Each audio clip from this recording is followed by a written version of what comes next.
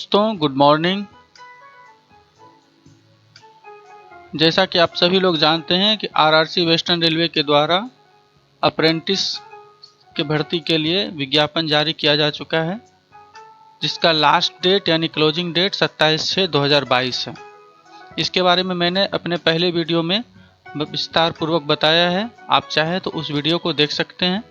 अब मैं इस वीडियो में ऑनलाइन फॉर्म भरते समय क्या सावधानी बरतनी चाहिए और क्या ध्यान रखना चाहिए, इसके बारे में बताने वाला हूं। तो चलिए शुरू करते हैं। यदि आपने इस चैनल को सब्सक्राइब एंड लाइक नहीं किया है तो please subscribe, like and share ज़रूर करें। तो चलिए शुरू करते हैं आज की मुख्य बातें। सबसे पहले एलिजिबिलिटी कंडीशंस में एज क्राइटेरिया को देखना है। जैसा कि आप सभी देख रहे हैं यहाँ पर, the applicant should have completed 15 years of age and should not have completed 24 years of age as on 27 June 2022, यानी कि 27/6/2022 के डेट के अनुसार जन्म तारीख की गणना की जाएगी। यानी कि उस 27/6/2022 को मिनिमम 15 वर्ष होना चाहिए और मैक्सिमम 24 वर्ष होना चाहिए। ये कंडीशन जनरल कैंडिडेट्स के लिए है और इनका सारा डिटेल्स ये रहा। आप आराम से इसमें देख सकते हैं कि यदि यू आर कैंडिडेट्स है तो उनका जन्म तिथि का क्या यहाँ पर कैलकुलेशन है, कितने तारीख से कितने तारीख के बीच होना चाहिए।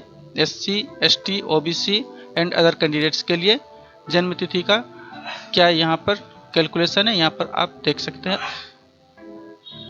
नेक्स्ट है एसेंशियल क्वालिफिकेशन। दोस्तों, तो एसेंशियल क्वालिफिकेशन के बारे में आप यह जान लें कि जो भी इस अप्रेंटिसशिप के एप्लीकेशन को अप्लाई करने जा रहे हैं उनका मिनिमम क्वालिफिकेशन मैट्रिकुलेशन यानी कि 10th पास होना चाहिए, वो भी मिनिमम 50% मार्क्स के साथ, तभी वह अप्लाई कर सकते हैं।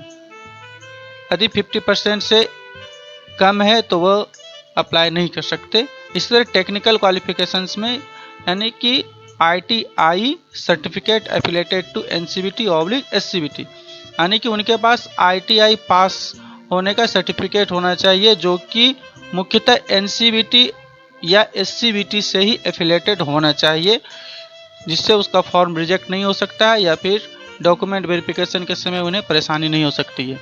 दोस्तों, यहाँ पर मैं एक बात बता देना चाहता हूँ कि इस क्वालिफिकेशन के मामले में जो भी कैंडिडेट्स 10th पास कर चुके हैं वही इस फॉर्म को अप्लाई कर सकते हैं। याद रखें कि यदि उनका रिजल्ट नहीं आया है या रिजल्ट के लिए वेट कर रहे हैं तो वैसे कैंडिडेट्स अप्लाई नहीं कर सकते हैं।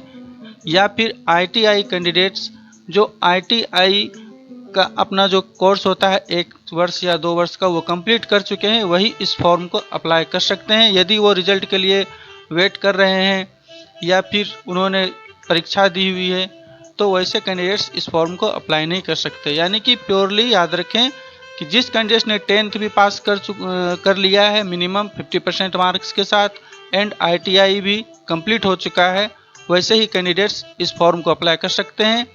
और जो भी कैंडिडेट्स इंजीनियरिंग या ग्रेजुएट एंड डिप्लोमा होल्डर्स हैं वो इस फॉर्म को अप्लाई नहीं कर सकते हैं इस बेस पे। और यदि उनके पास ITI पास होने का सर्टिफिकेट है तो ही वो फॉर्म अप्लाई कर सकते हैं, लेकिन ग्रेजुएट बेस पे या डिप्लोमा बेस पे वो इस फॉर्म को अप्लाई नहीं कर सकते। अब नेक्स्ट, जो कैंडिडेट्स एक्स सर्विसमैन के अंतर्गत आते हैं तो उनको यह ध्यान रखना चाहिए, यह पॉइंट उन्हें पढ़ लेना चाहिए ध्यान से। याद रखें कि उनको डिस्चार्ज सर्टिफिकेट अपलोड करना मस्ट है और आर्म्ड फोर्सेस सर्विंग सर्टिफिकेट, यहाँ पर आप ध्यान रखें, इस पॉइंट को आप ध्यान से पढ़ लें और इसके अनुसार ही सर्टिफिकेट अपलोड करें ऑनलाइन एप्लीकेशन करते समय।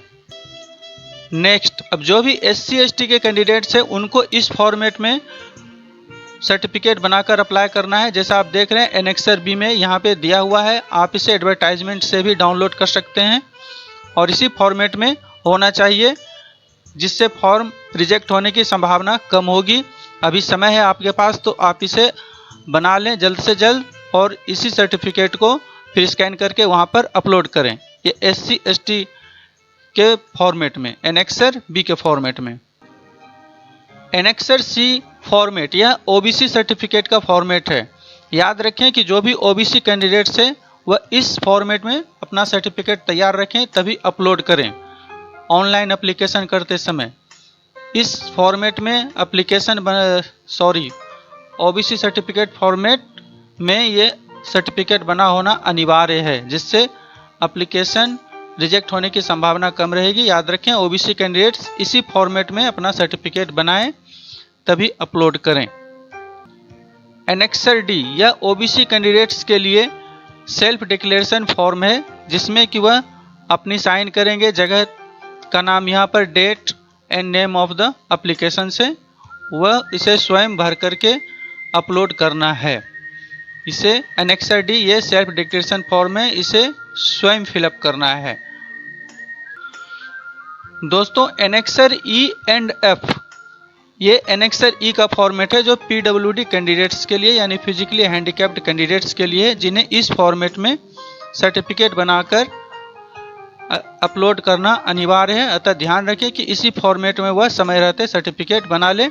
जैसे ये एनेक्सर ई का फॉर्मेट है, ये एनेक्सर ई का फॉर्मेट है, फिर यह एनेक्सर एफ का फॉर्मेट है, यानी कि उन्हें एनेक्सर एफ के फॉर्मेट में सर्टिफिकेट बनाकर प्रस्तुत करना होगा, यानी अपलोड करना होगा, जो कि डॉक्यूमेंट वेरिफिकेशन के समय भी मांगा जा सकता है। Annexure E and annexure F यह पीडब्ल्यूडी कैंडिडेट्स के लिए है।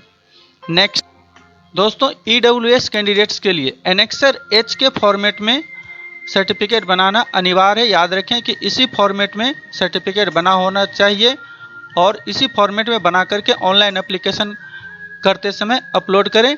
इसीलिए समय रहते वो भी यह सर्टिफिकेट बना लें, जो कि मान्य है, जिससे उसके फॉर्म रिजेक्ट होने की संभावना कम रहेंगे। दोस्तों ये सब बातें तो मैंने मुख्यतः जो भी है सर्टिफिकेट फॉर्मेट के बारे में, क्वालिफिकेशंस और एलिजिबिलिटी के बारे में मैंने बताया है। अब नेक्स्ट इम्पोर्टेंट थिंग जो है वह मैं बताने जा रहा हूँ, जो सबसे महत्वपूर्ण फॉर्मेट है वो सभी के लिए लागू है। एनेक्सर जी का फॉर्मेट याद रखिए। Annexure G format medical fitness certificate for standard of physical fitness, यानी यह सभी कैंडिडेट्स के लिए लागू है। ध्यान रखें, चाहे वो जनरल कैंडिडेट्स हो, SC ST या OBC कैंडिडेट्स हो या EWS कैंडिडेट्स हो, यह फॉर्मेट सभी के लिए लागू है। ये मेडिकल फिटनेस का सर्टिफिकेट है। याद रखें, यहाँ पर फोटो यहाँ चिपकाना है और वो मेडिकल ऑफिसर से अटेस्टेड होना चाहिए। यहाँ पर अपने डिटेल्स आपको फिलअप करना है। यहाँ पे हॉस्पिटल के द्वारा जो भी फिलअप किया जाएगा रिक्वायर्ड, और याद रखें, इसको पढ़ लें आराम से। एवं medical fitness certificate should be signed by government authorised doctor gazetted not below rank of assistant surgeon of central oblique state hospital, यानी कि यह सर्टिफिकेट या तो सेंट्रल हॉस्पिटल या स्टेट हॉस्पिटल के डॉक्टर का बना हुआ होना चाहिए, जो कि गवर्नमेंट ऑथराइज्ड हो। यह 2 पेज में है, ध्यान रखें, 1 and 2 2 पेज में है। इस सर्टिफिकेट को आपको ऑनलाइन एप्लीकेशन करते समय अपलोड नहीं करना है। ध्यान रखें, यह सर्टिफिकेट जब डॉक्यूमेंट वेरिफिकेशन के लिए बुलाया जाएगा उस समय लेकर आपको प्रस्तुत करना होगा। याद रखें कि या तो अभी बना ले या फिर एप्लीकेशन के डेट खत्म हो जाने के बाद भी आप इसे आराम से बना सकते हैं, लेकिन समय रहते इसे आप बनाकर तैयार रखें, क्योंकि डॉक्यूमेंट वेरिफिकेशन के लिए हो सकता है जल्द से जल्द आपको बुलाया जाए, तो समय रहते इस सर्टिफिकेट को भी रेडी रखें। लेकिन एक बार फिर बता देना चाहता हूँ, यह सर्टिफिकेट आपको ऑनलाइन एप्लीकेशन के समय अपलोड नहीं करना है, यह आपको स्वयं रखना है और डॉक्यूमेंट वेरिफिकेशन के समय प्रस्तुत करना होगा। दोस्तों एक बार फिर से इसके स्लॉट्स पर ध्यान दें कि कहां से कितनी और कौन कौन से ट्रेड्स के लिए स्लॉट्स जारी हुए हैं। जैसे यह फिटर है तो फिटर के लिए इस तरीके से स्लॉट्स जारी हुए हैं।